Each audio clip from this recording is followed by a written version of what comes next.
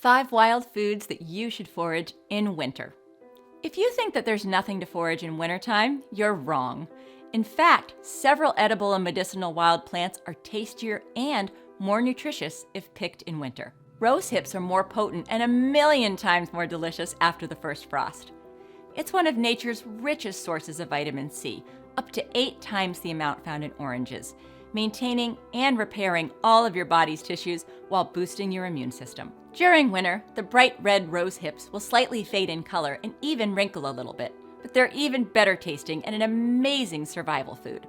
During the days of old sailing ships, dried rose hips were taken aboard and served to the crew. These seed pods saved many lives by preventing scurvy. Burdock gathers energy throughout the winter and stores it in its root during the first year. This makes it the optimal time to forage. The root is edible and tasty. It's a powerhouse of antioxidants, reducing the risk of heart disease, and it's very effective at removing toxins from your blood. While foraging in winter, the first thing you'll find under the snow are these very large leaves that resemble rhubarb. Don't discard the leaves. Think of them as 100% natural foils, wonderful for cooking fish or poultry on the embers of a campfire or back at home in your own oven. They protect the delicate meat while allowing it to steam and adding flavor. Now, going back to the root. It's a very deep and long taproot, its color ranging from beige to black on the outside. Some roots are as thin as a pencil, others can be thick as your arm. It's important to remember that the best way of digging up the root is to scoop out a trench around them so that you can pull the root out without breaking it.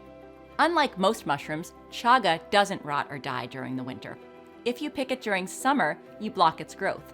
But if you pick it during winter, you'll find that it's full of stored energy that enhances its properties as a superfood. This medicinal mushroom is known to slow down the aging process, keeping your heart and your brain working properly while avoiding the risk of strokes. These properties are found in the golden, squishy core of the mushroom.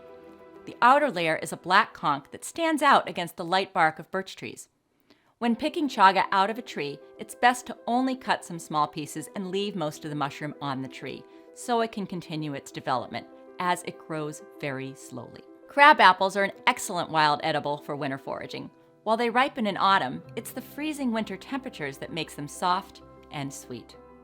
They grow everywhere, even in the city, and their small size makes them look like berries. The best tasting ones are a little more than about an inch in diameter.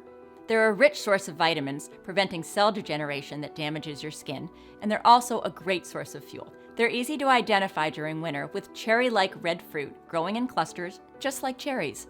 The colors of the bud needs to be light brown with 2 scales growing up the side. Birch sap is best harvested toward the end of winter. In February, water, sugars, and minerals are pushed up from the roots of the birch, and that's the best time to tap the trunk to harvest this valuable liquid.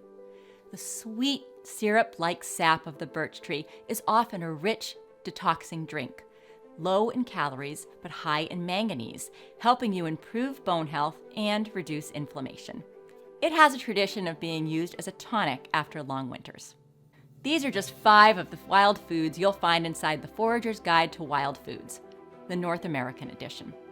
Click on the link below to find out more about the wild foods you should forage and discover over 400 common plants that are actual superfoods, complete with recipes and medicinal uses, all included in this guide, and find out just how many are already growing around your house.